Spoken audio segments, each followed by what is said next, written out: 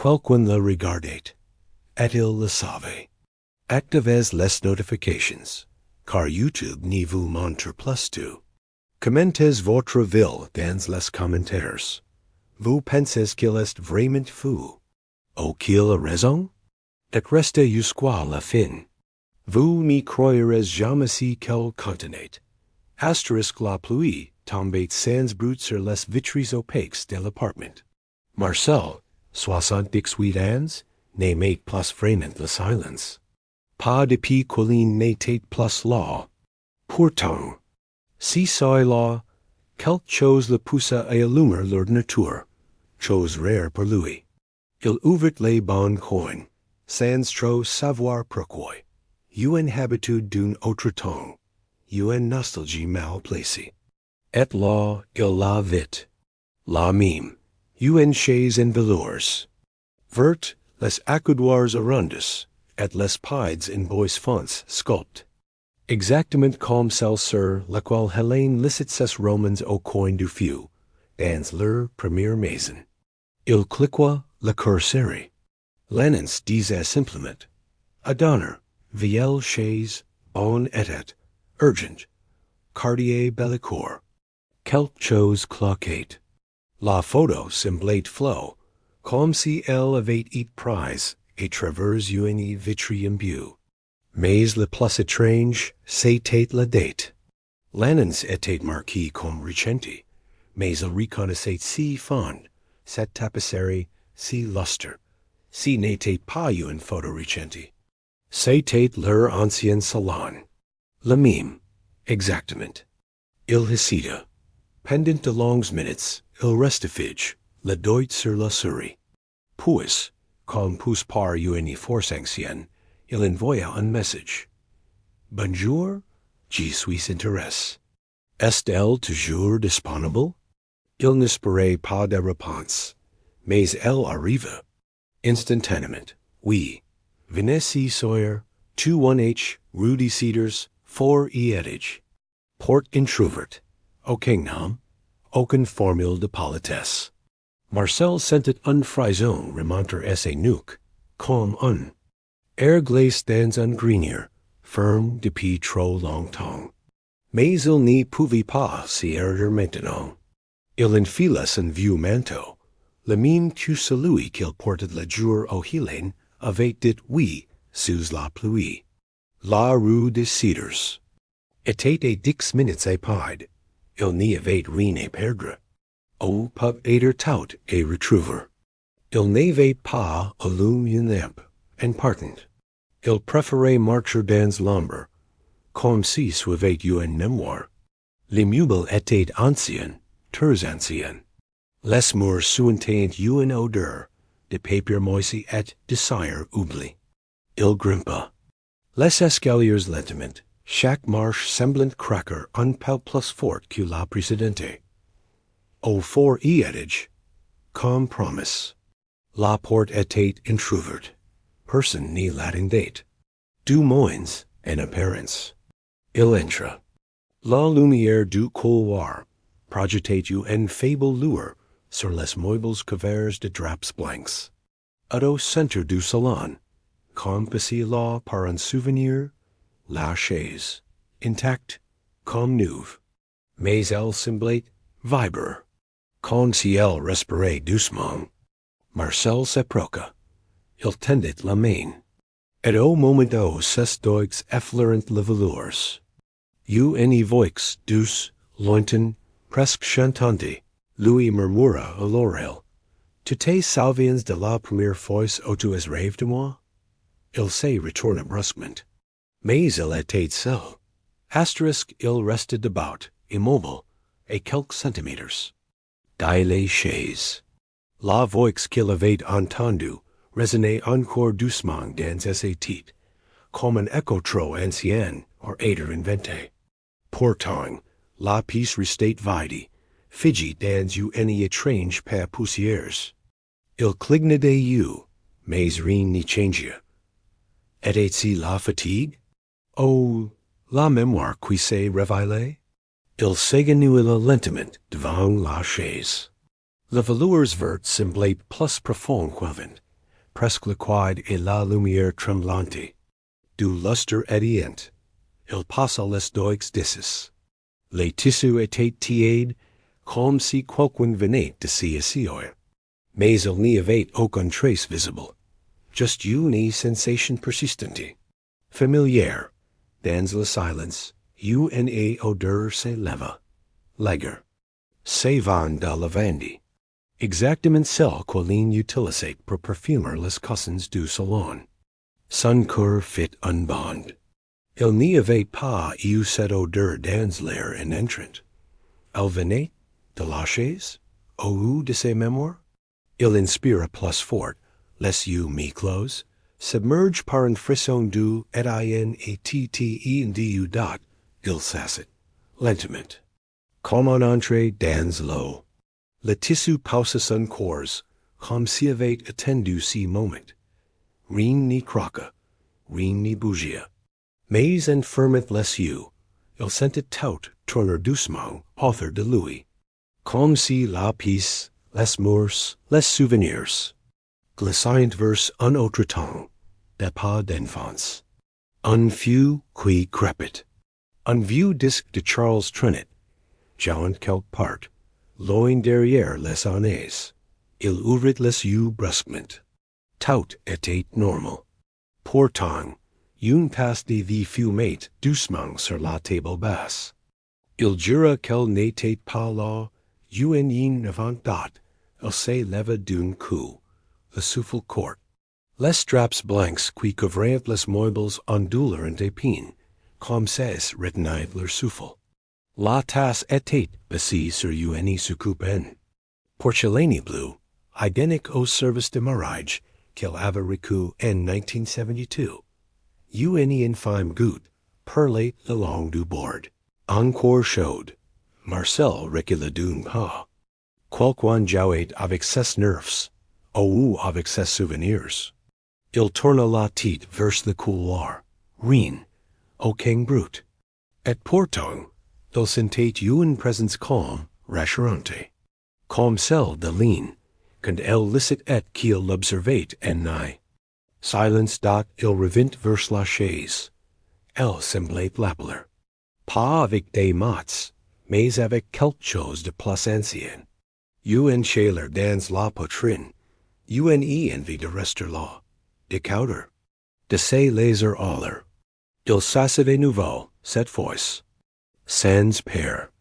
Et au moment où ses têtes toucha le dossier, il vit la mer, un souvenir, lointain, oubli. Une plage en Bretagne, leurs pieds dans le sable froid et elle, riant sous une écarpe bleue. Il avait oublié ce jour, et pourtant, il était là, entier, parfait, comme si la chaise l'avait garde pour lui. Asterisk la mer s'effaça doucement, comme une photo trop longtemps exposée au soleil. Marcel rouvrit les yeux, le comme mais les tempes légèrement humides. Il ne savait pas combien de temps il avait dormi, aussi. C'était vraiment un sommeil, mais il se sentait mieux, comme si quelque chose qu'il portait depuis trop longtemps venait de se détacher de lui, sans bruit dot, il se leva, curieux. Avança vers la petite table basse. La tasse de lait avait disparu. Seule restait la trace ronde humide sur le bois ancien. Il tendit la main. La surface était froide, sèche. Avait-il imaginé cela aussi? Et pourtant, l'odeur de lavande persistait, douce, rassurante, flottant dans l'air, comme une brceuse dot. Il décida de rentrer chez lui. La nuit s'était installée pleinement, et l'air était devenu plus vif. Avant de partir, il se retourna vers la chaise. Elle n'y semblait pas vouloir rester ici, oublie sous des draps et des silences. Alors, sans réfléchir, il la prit, la souleva avec effort, et la descendit lentement, marche après marche, jusqu'à la rue. Une voisine âgée le regarda passer, intrigue. Vous déménagez et cet RCI, Monsieur Marcel? Il s'arrête, un peu Jane. Un vieux souvenir qui m'a rattrape. Voilà tout. Elle hausse les épaules et referme ses portes. Marcel continue ses marches, serrant les bras. Author du photo, comme si portait un trésor fragile. Chez lui, il plaque la chaise et l'endroit exact où Hélène I might lire. Entre la fenêtre et la bibliothèque. L'espace semblait avoir attendu si richour depuis des années. Il ouvrit doucement les rideaux, laissant la lune tracer un halo argenté sur les velours verts. Et pour la première fois depuis longtemps, il s'autorisa à sourire. Si sur là, il n'alluma ni la télévision, ni la radio. Il s'assit, ferma les yeux, et attendit. Rien ne se produisit de bord. Le silence s'étira du profond. Puis, un souffle, léger, comme une page, qu'on tourne. Et un autre souvenir apparut. Une cuisine bénie de lumière. Le bruit d'un couteau sur une planche. Et Hélène chantonnait un air italien. Il se tenait là, jeune, maladroit, en train de prendre un cours de tomates, sans laisser crescer. Il avait oublié cette skein, si moment si simple et pourtant si précieux. La chaise le lui rendait et chaq, nuit suivante.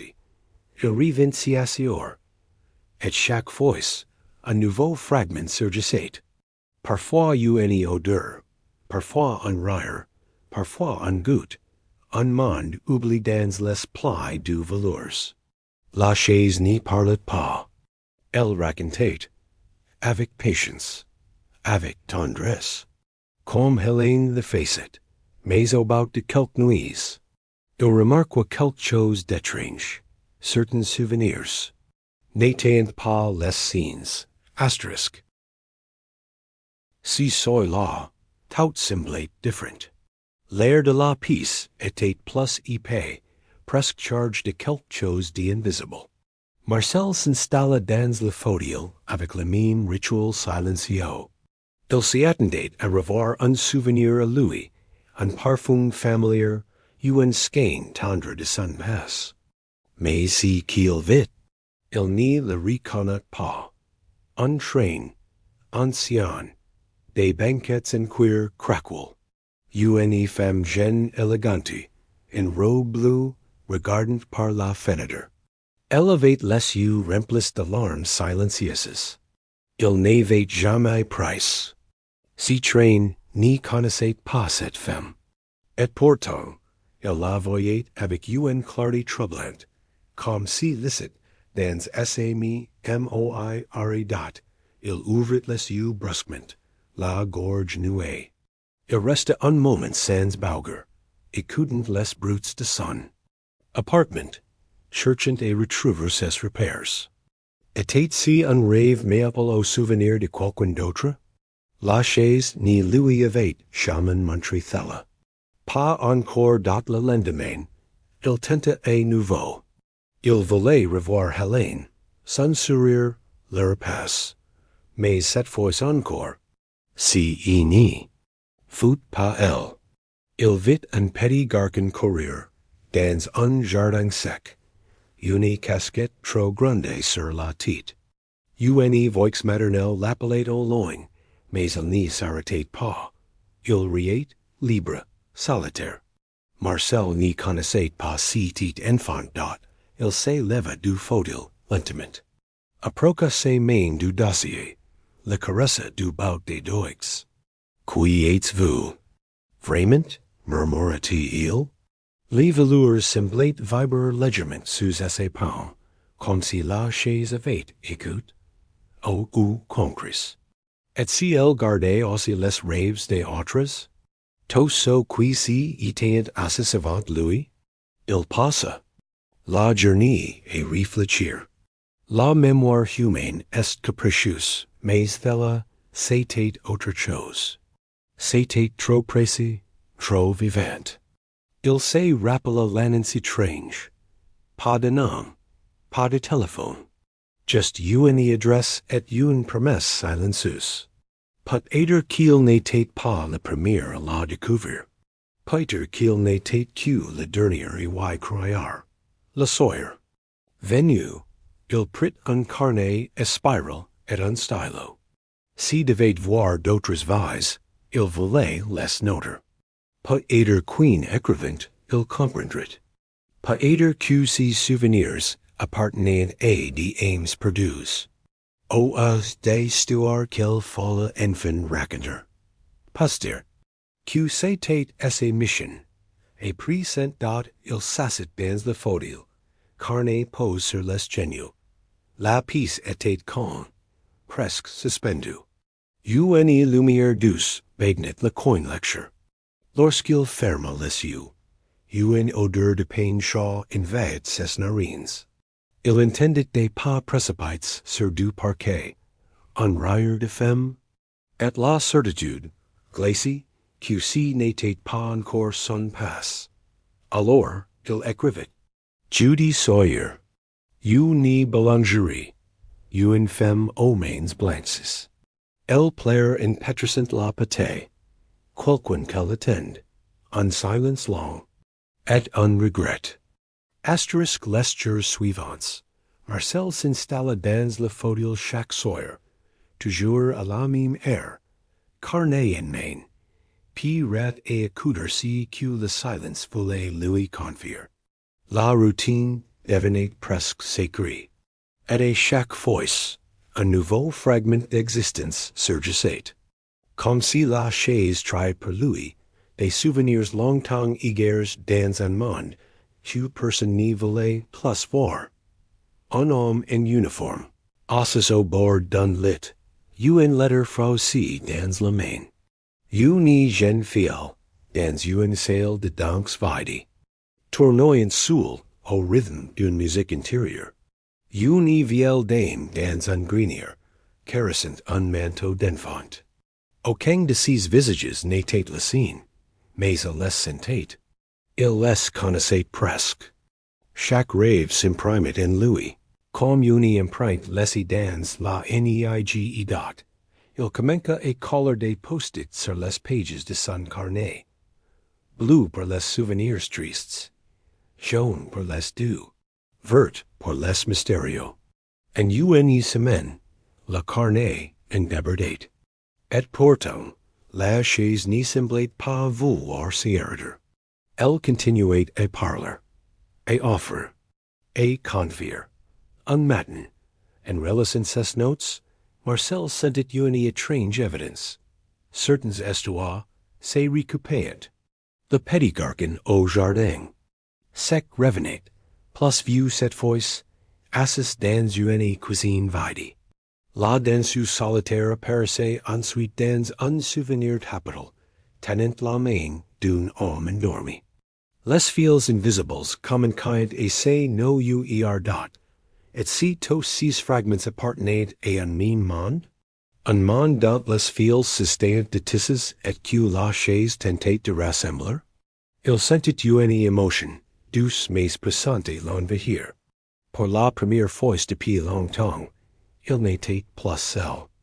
Il était le témoin d'un tissu de vies que le monde avait oublié, sauf si fauteuil. Marcel se mit faire des recherches, de recopier certains détails. Un nom apparu sur une boîte aux lettres, une rue mentionnée dans un rêve. Il consulta. Des archives locales, retourna sur le bon coin, fouilla dans les annonces anciennes, dans les journaux du passé. Chaque piste était un grain, chaque mot une racine qui cherchait la lumière. Un soir, dans un souvenir divers, il vit un journal pli sur une table, la date being visible, 3 février 1958, et derrière, un reflet dans un miroir. Une femme, aux cheveux relèves. Il la reconnut. Ce n'était pas Hélène, mais c'était la même femme que dans le train. Les pièces du puzzle commençaient à se poser date. Il resta longtemps assis, si soy law. Il n'y voulait pas sortir du souvenir. Il voulait savoir si qu'elle allait dire, si qu'elle allait faire. Mais lorsqu'un se dissipa trop vite, comme un rêve interrompu au réveil brutal. Alors, il écrivit dans son carnet d'une main tremblante.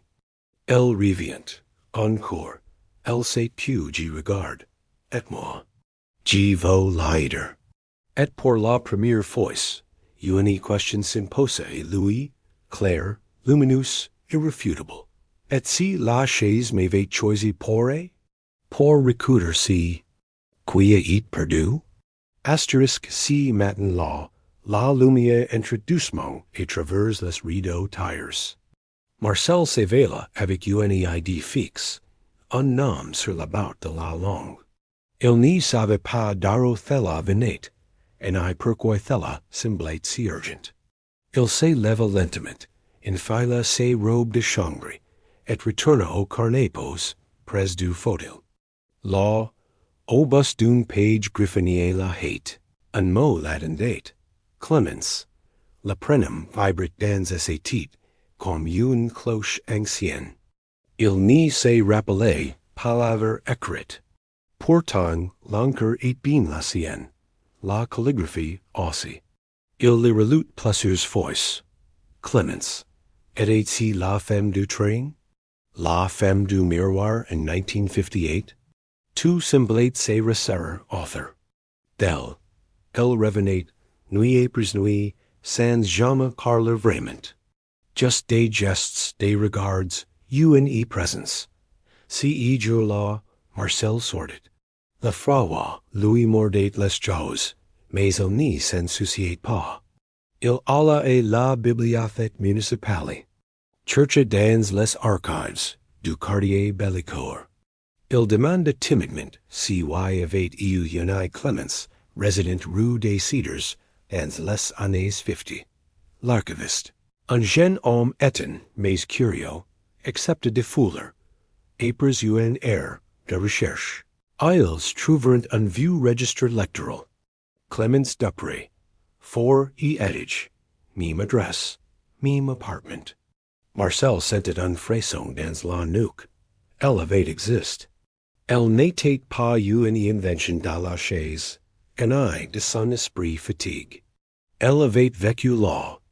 Exactement là où il avait récupéré la FAUTEUIL date de retour chez lui. Il s'installa avec une sérénité silencieuse. Il caressa les velours, comme on caresse la couverture d'un livre ancien. Clémence, souffla-t-il. Si vous avez quelque chose à me dire, j'y suis prêt. Il ferma les yeux, la respiration lente. Cette fois, il n'y avait pas un skein.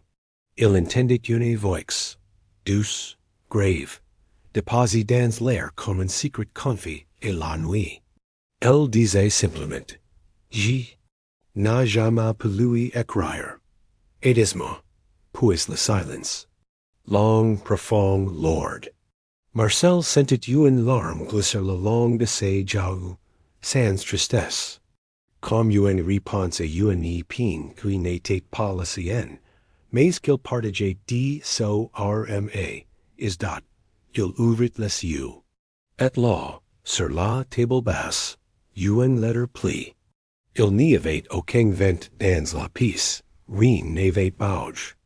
Et pourtant, elle était là, passée avec soin, comme si elle l'avait toujours été. L'enveloppe était ancienne, Johnny. Une écriture fine audace. À Étienne, n'y pas ouvrir avant l'aube, dont il hésita.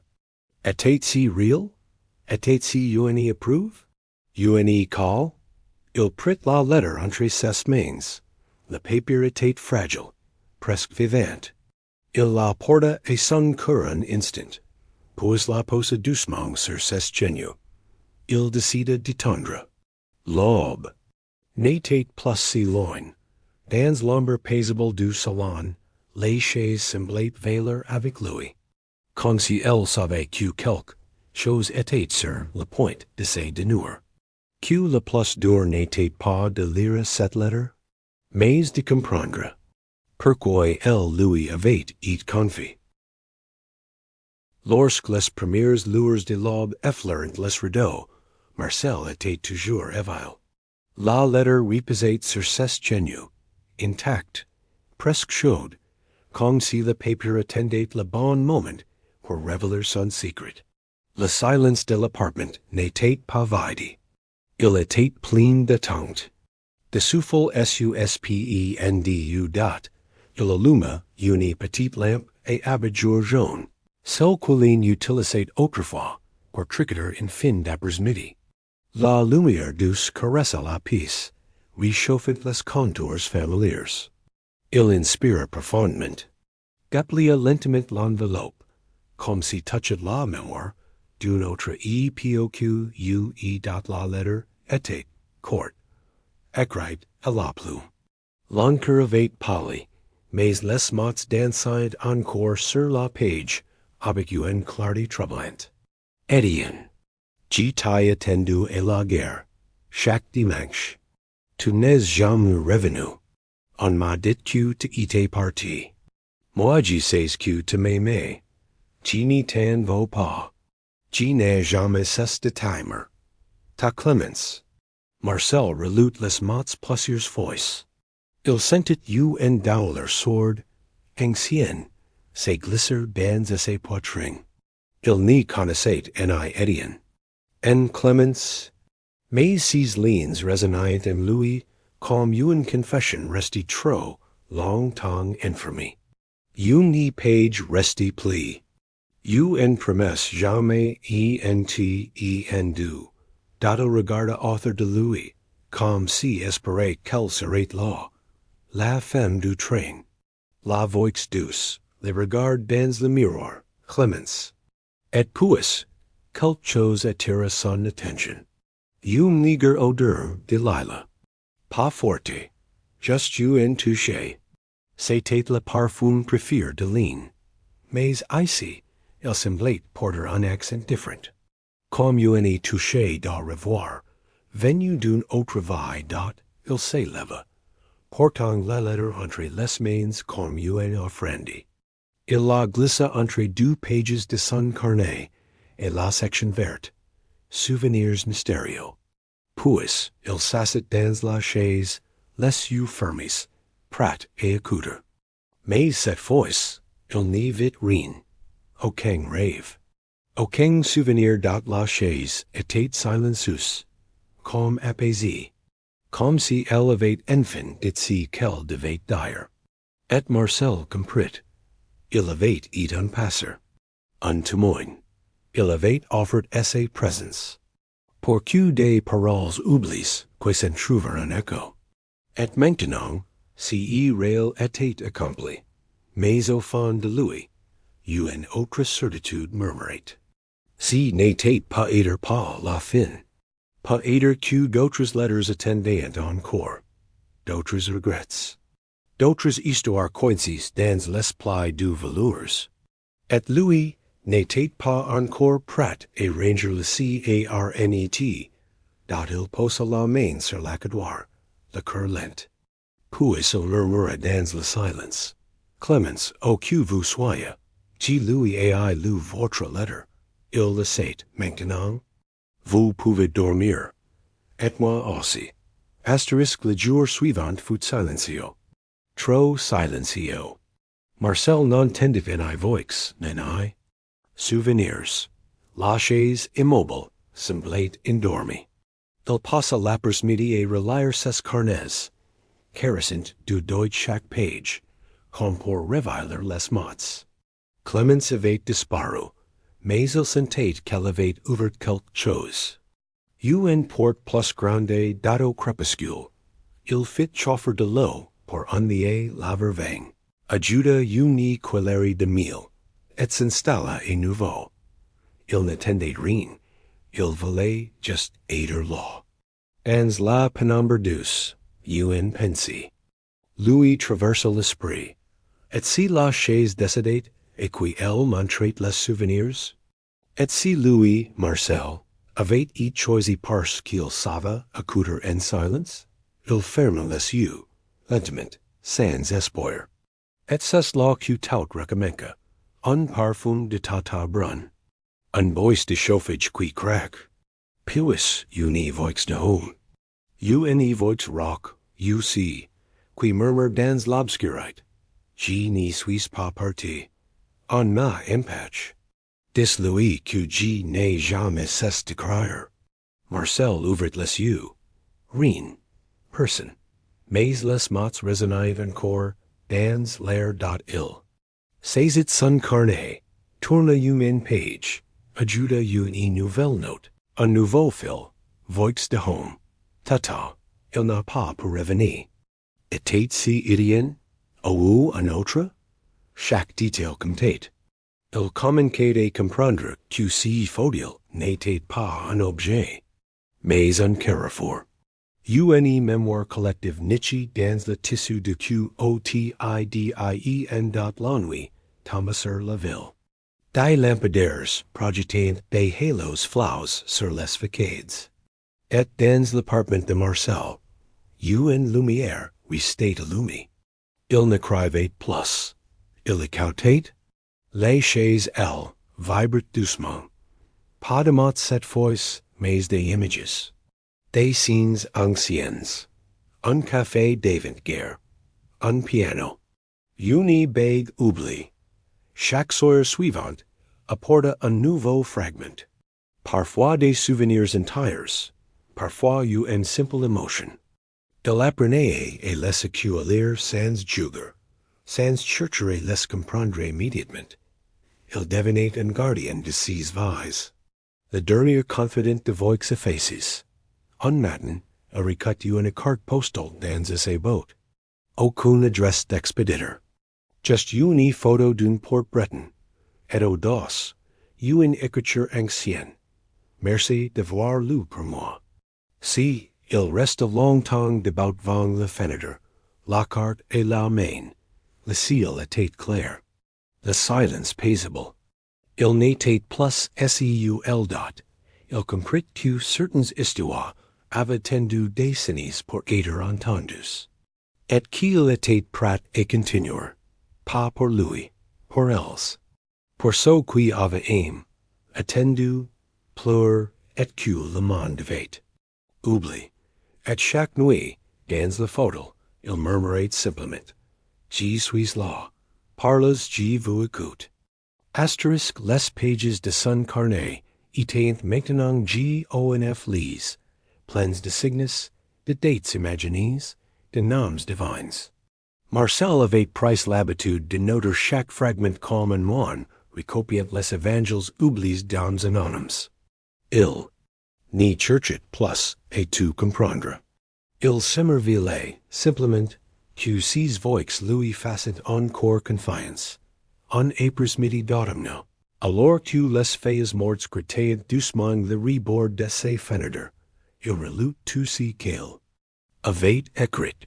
Certaines pages étaient claires, comme l'eau d'un ruisseau. Clémence, Étienne, la danseuse, le petit garçon. D'autres restaient brumeuses, fragmentées, presque muettes. Il décida de les appeler les silences un silence en particulier. Revenait souvent. Une silhouette masculine, toujours de dos, assise dans une église vide. L'homme n'y bougeait pas. Il n'y parlait pas. Mais à chaque apparition, Marcel ressentait la même chose. Une tristesse si dense qu'elle semblait peser sur l'air. Il n'y savait pas qui il était. En ici qu'elle attend ce soir-là, il s'installa dans le fauteuil avec une intention claire. Il voulait retrouver cette silhouette.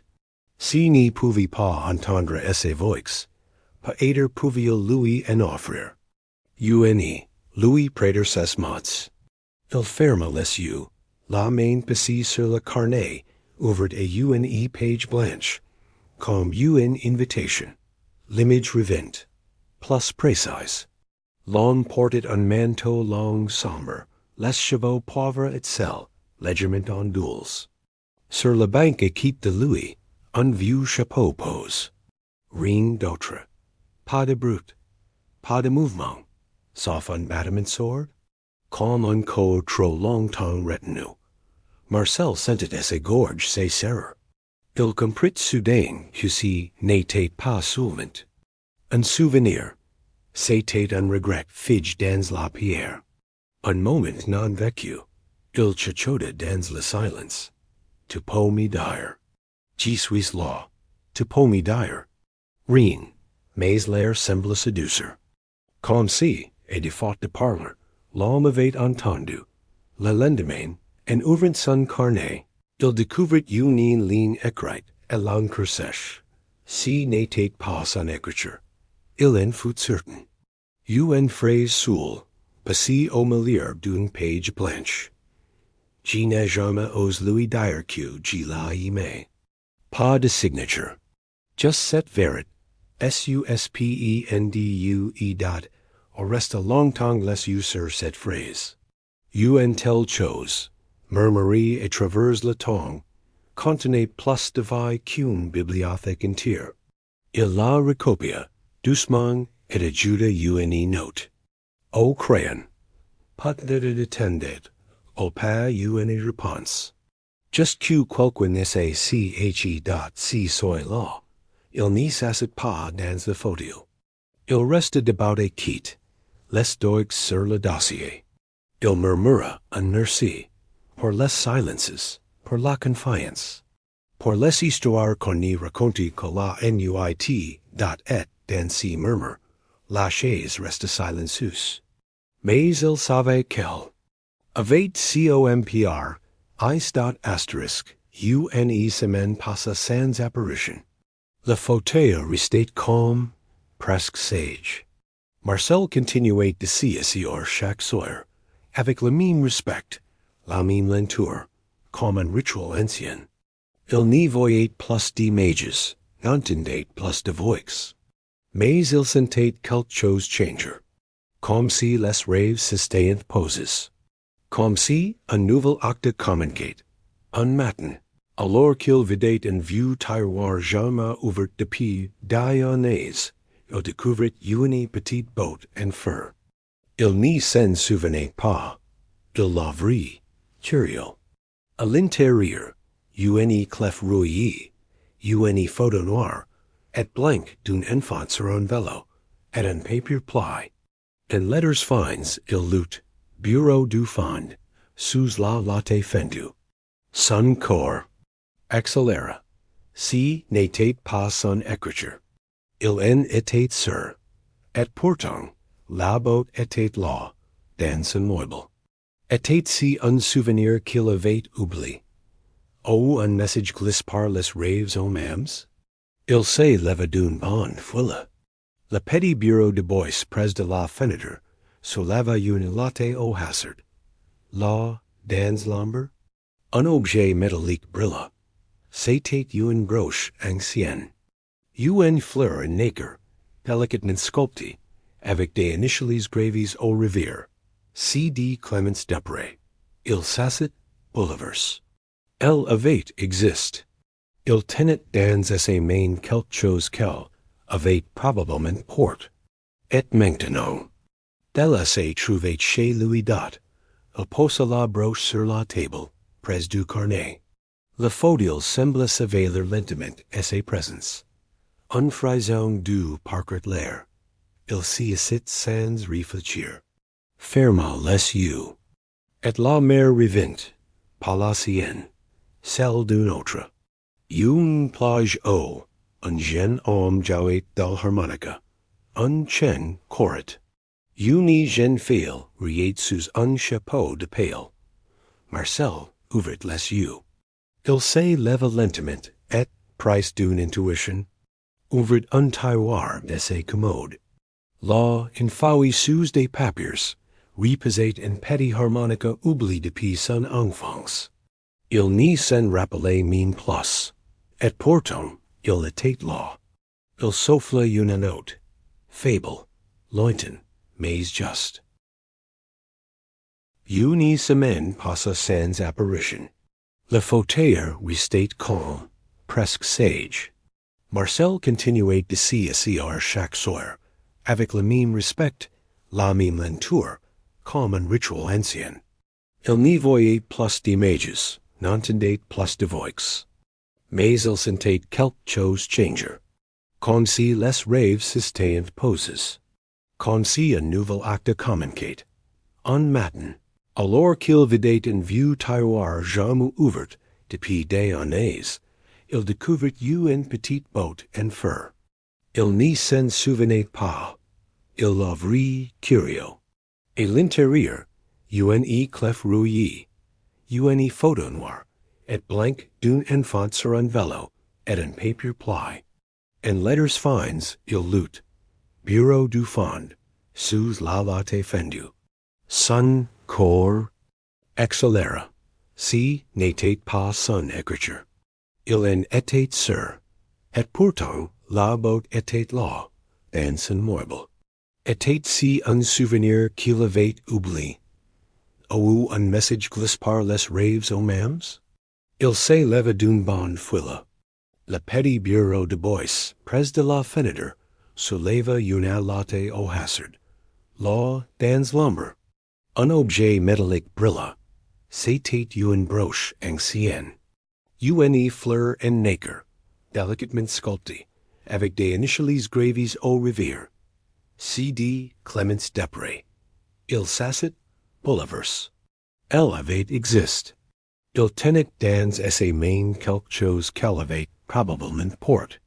Et maintenant, elle se trouvait chez lui dot. Il posa la broche sur la table, près du carnet. Le fauteuil sembla s'éveiller lentement à sa présence. Un frisson doux parcourt l'air. Il s'y assit sans réfléchir. Ferma les yeux. Et la mer revint. Pas la sienne, celle d'un autre. Une plage haut, un jeune homme jouait d'harmonica. Un chien courait. Une jeune fille riait sous un chapeau de paille. Marcel ouvrit les yeux.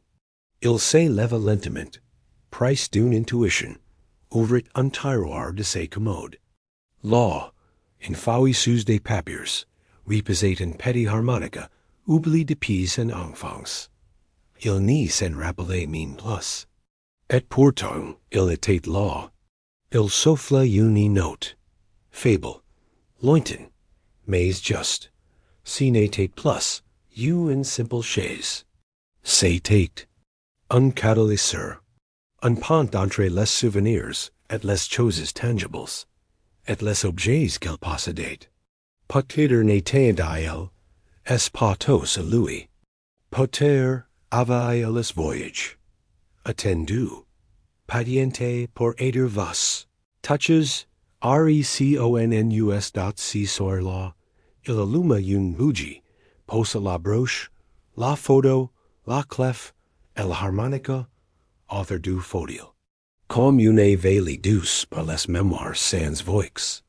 Et dans le silence, il entendit un mot, et puis un souffle. Merci. Asterisk le lendemain matin, le soleil d'hiver filtrait et traverse les rideaux avec une douceur inhabituelle. Marcel se leva-t-il, une énergie calme au creux du vent. Il s'assit devant la table où il avait les objets. La broche, la harmonica, la clef et la photo semblaient veiller sur lui. Une question revenait sans cesse. Pourquoi maintenant? Pourquoi lui? Il prit la photo entre ses mains. Le garçon sur le vélo avait un sourire large, des bretelles en peau-laches et un regard presque familier. Derrière la photo, une idée au crayon, out 1937, rien de plus. Mais il remarqua enfin un détail. Une plaque de rue en arrière-plan, flow mais lisible. Rue des T.I. LLULS. Il enfilait son manteau, glissa la photo dans ses poches et sortit dans l'air froid du matin. Il savait qu'il y avait une rue des Tilleuls et quelques quartiers de là. Il marqua lentement, le cœur battant. Comme si chaque pas le rapprochait d'un souvenir qui n'était pas le sien, et qu'il avait pourtant le devoir. Arrive sur place. Il observa les maisons. Beaucoup avaient changé, rénovées, ou reconstruites. Mais une, au coin de la rue, semblait figée dans le temps. Vieilles facades jaunes, volets verts. Il s'approcha du portail rouillé, lut sur une petite plaque USA. Famille d'après. Son souffle se coupa. Clémence. Encore el dot il hicida. Devait-il sonner? Était-ce une coïncidence? Un descendant? Une trace laissez-la express. Pour lui? Il leva la main, puis la reposa. Pas encore. Il préférait accoudre de bord. Comprendre un peu mieux. Les objets lui parleraient encore. Il en était argot de retour chez lui. Il prick la clef rouillée. À quoi pouvait-il bien appartenir? Il inspecta son appartement, cherchant un meuble oublié, un tiroir récalcitrant. Rien n'y correspondait. Il tenta le vieux coffre au fond du couloir. Le serrure tourna, presque naturellement.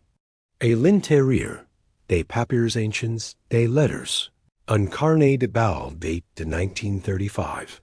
Sur la couverture du carnet, CD encore une. Fois, il l'ouvrit avec précaution. À l'intérieur, des noms écrits à l'encre, des partenaires de danse, notes avec soin. Le dernier, souligne du fois. Étienne M. Marcel sentit une chaleur étrange lui monter la gorge. Il n'inventait rien. C'était réel. Tous deux avaient existé. Et ils lui faisaient confiance par les retrouve. Ardot, il s'installa dans le fauteuil. Ferma les yeux. Et au lieu d'une image ou d'une voix, si fut une chanson, lointain, un air de valse lente, joue au piano, avec des notes hésitantes.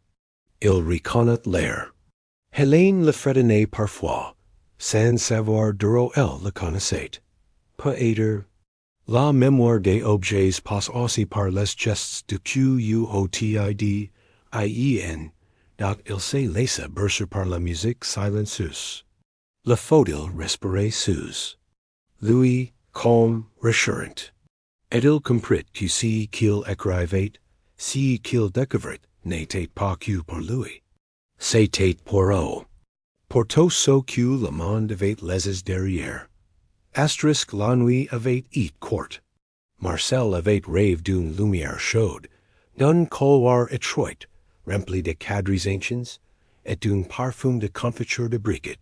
Au réveil, il savait si. Qu'il devait faire. Il se prépara lentement, commençable pour une rencontre importante. Il glissa la photo, la broche et le carnet de bal dans une pochette de cuir, et sortit dans la rue des Tilleuls, semblait encore plus silencieux que la veille. Le vent faisait danser les feuilles mortes le long du trottoir, comme si elles chuchotaient des secrets. Marcel s'arrêta devant la maison jaune, observa les volets toujours fermés, puis leva la main. Cette fois, il sonna. Pas de réponse.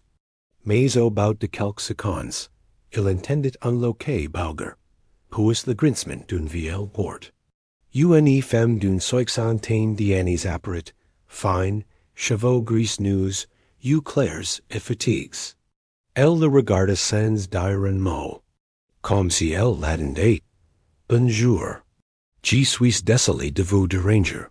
Je crois que j'ai quelque chose qui vous concerne. Il sortit lentement la photo et la lui tendit. Elle la prit sans mot, fixa l'image, et ses lèvres tremblèrent légèrement. C'est mon père, dit-elle doucement, mais cette photo, je ne l'ai jamais vue. Où l'avez-vous trouvée? Marcel. Hissida. Comment expliquer sans passer pour un fou? Il décida d'être honnête. Gilai trouvi dans un d'autres chez moi. Mais si n'est pas la seule chose. Il y a d'autres objets, des souvenirs. Je crois que votre famille sait encore de parler, par des choses oubliées. La femme reste silencieuse. Puis ouvrit un peu plus la porte. Entrez. Si vous avez vraiment trouvé quoi, alors il est temps que quelqu'un sache. L'intérieur de la maison était exactement comme dans un rêve, couloir étroit, cadres anciens, odeur de confiture. Il sentit son cœur battre dans ses gorges. Elle s'appelait Madeleine, fille unique de Clémence Desprez. Elle raconta Quapers. La disparition d'Étienne, essaie avait change. Plus douce, mais aussi plus absente. Elle écrivait beaucoup, remplaçait des carnets entiers qu'elle n'y montrait à personne. Essai morte, Madeleine avait tout rangé dans un coffre, qu'elle n'avait jamais le courage de rouvrir. Et si faut-il? Si n'est pas la sienne, n'est-ce pas? Demanda-t-il. Marcel hocha la tête. Si, il m'est apparu sur une annonce du bon coin, mais l'annonce est disparue. Et la chaise me montre des choses, des souvenirs, les signes. Et so d'autres. Elle les garde, j'y crois. Un silence y paix s'installa, puis Madeleine s'éleva. J'y veux le revoir. Le fauteuil, et peut-être, lire ses mots. Marcel sentit un poids doux se déposer sur ses épaules. Si n'était plus un secret qu'il portait seul. Peut-être, enfin, la mémoire allait pouvoir se ouvrir. Et du. Asterisk il est arrivé ensemble chez Marcel, en fin d'après-midi. Le ciel était d'une gris tendre, et la lumière filtrée donnait aux immeubles un air de chorale oubli. Madeleine tenait la pochette de cuir contre elle, comme une promesse ancienne, tandis que Marcel ouvrit doucement la porte de son appartement, comme on introuver un secret. Dès qu'elle entra, Madeleine s'arrêta net. Son regard balaya la. Peace, les livres, les rideaux, la sable, la photo. Elle posa une main sur ses bouches. C'est exactement comme chez elle, murmurait-il. Mine la lumière est la même. Marcel hocha lentement la tête. Il la sentait aussi. Elle s'approcha du fauteuil. Les velours vert semblaient l'attendre. Elle posa la main sur l'accoudeur, doucement, comme on déchait le jaw d'un aider. Un depuis longtemps disparu. Puis, sans un mot, elle s'assit, ferma les yeux. La pièce s'est fait silence. Même le tic-tac de l'horloge semblait se suspendre. Marcel ne s'est pas bougé. Il la regardait de profil, le visage baigné de cette lumière dorée qui annonçait la tombée du jour. Quelques minutes passèrent, puis Madeleine inspira lentement, profondément, comme quelqu'un qui revient d'un lutters lointain. Elle me chantait une berceuse, en yiddish. Je ne l'ai jamais entendu ailleurs. Je pensais qu'elle l'avait inventé, mais, dans la chaise, je viens de l'entendre. Comme si elle me berquait encore. Comme si elle ne m'avait jamais quitté. Une larme glissa lentement sur ses joues. Marcel s'approcha, lui tendit un mouchoir en tissu brode. Elle le prit avec un sourire fragile. Et puis, elle m'a dit une phrase. Elle n'a pas bougé les lèvres. C'était comme une voix dans ma poitrine. Elle a dit, dis-lui qu'elle peut partir en paix maintenant. Vous pensez que c'était pour Étienne? Les jours suivants furent remplis d'une douce agitation. Marcel et Madeleine se retrouvaient chaque après-midi autour d'un de eau jasmine. Les carnets ouverts, les objets étaient sur la table comme des trésors délicats. Ensemble, ils, comme un cahier d'assembler un puzzle fait de souvenirs, de voix et d'objets transmis. ils desiderant de crier unlever. Pas un roman non, un requel, un archive du cœur. Le livre des mémoires invisibles. Un ouvrage simple, avec des chapitres courts, shocking racontant l'histoire d'un rêve vécu dans la chaise. Un dansu oublie. Un homme qui n'a jamais osé parler.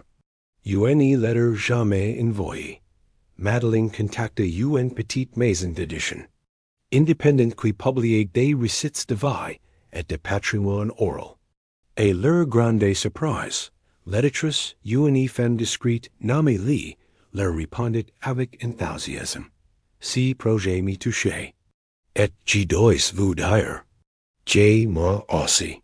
Rêve de ces photos, une fois, il y a longtemps.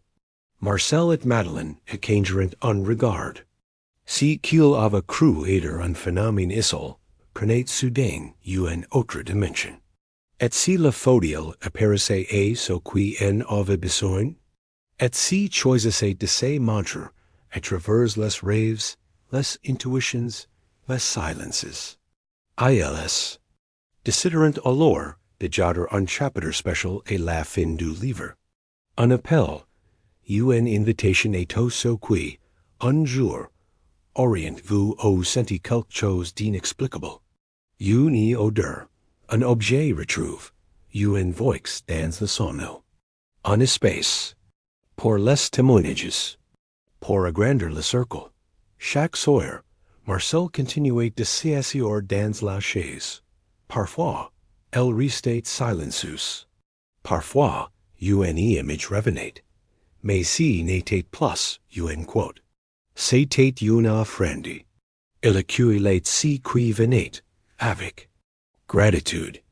Comme un vieil arbre qui n'a plus besoin de pousser, mais dont les branches offrent encore de l'ombre. Un matin, ils reçurent une lettre par la poste. Écrite à la main.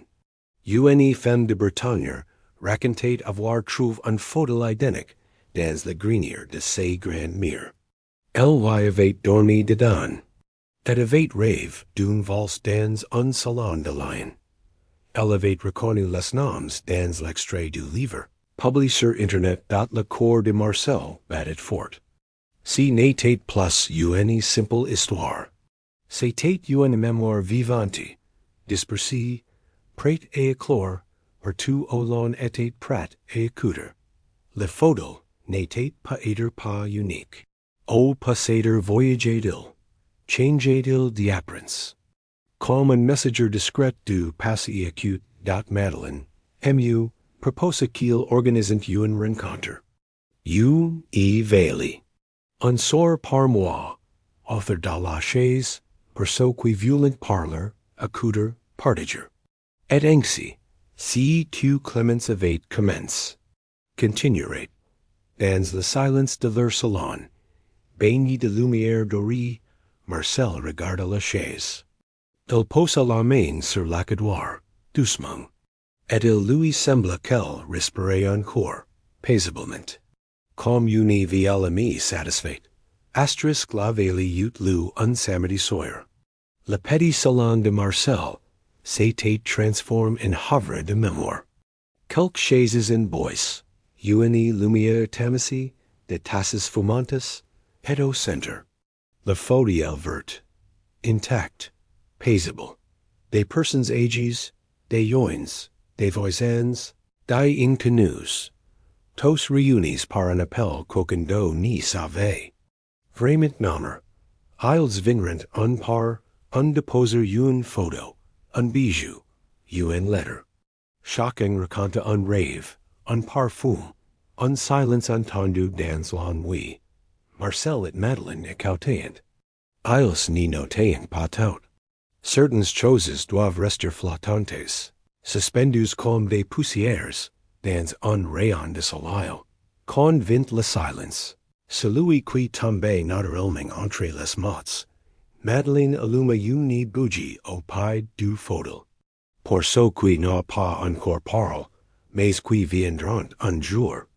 Det, dans cette lumière fragile, chacun se sentit un peu moins seul. Les jours passèrent. le livre fut publié. Des letters affluent. Certains plans de details, d'autres simplement signes d'un prénom et d'un lieu. Moi aussi. J'y l'ai vu. Merci. Les pages du carnet de Marcel se remplirent jusqu'à la dernière, puis débordèrent dans d'autres carnets. Mais lui, il écrivait plus lentement MAINT, d'un sourdet, alors que les volets vibrèrent doucement sous une braille chaude. Marcel s'installa dans le fauteuil. Il posa ses mains sur l'accoudeur. Mais cette fois, il n'y ferma pas les yeux. Il regarda droit devant lui, le regard paisible. Il n'attendait plus. Il remerciait dot. Il resta ainsi longtemps, le corps tranquille. Madeleine entra, vite la skein, et n'osa pas parler. Elle s'assit et quitte en silence. Il tourna là. Tit vers elle, s'arrête, puis regarda à nouveau devant lui. Ses yeux brillèrent doucement. Il semblait écouter quelque chose que personne d'autre n'entendait. Puis, lentement, il dit, elle est là. Elle me dit que je peux dormir, que je peux enfin la rejoindre. Il ferma les yeux. Le silence mêla toute la nuit et le matin. Suivant, les fauteuils étaient vides, mais pas abandonnés. Il gardait la chaleur, l'amour, le souffle. Et dans son velours, on aurait dû entendre encore, unters léger murmure,